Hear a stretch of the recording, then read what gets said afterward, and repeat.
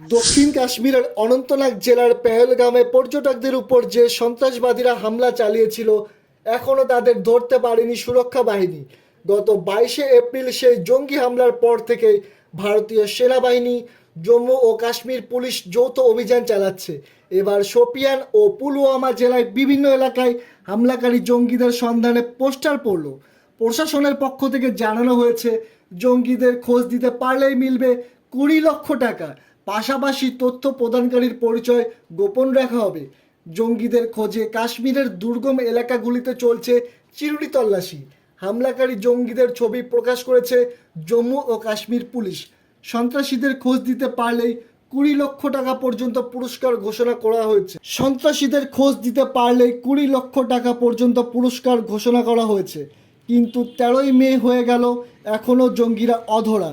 সন্ত্রাসবাদীরা সম্ভবত দক্ষিণ কাশ্মীরের দুর্গম এলাকায় লুকিয়ে রয়েছে বলে মনে করা হচ্ছে। অথচ সন্ত্রাসবাদীদের খোঁজ পাচ্ছে না সুরক্ষা বাহিনী।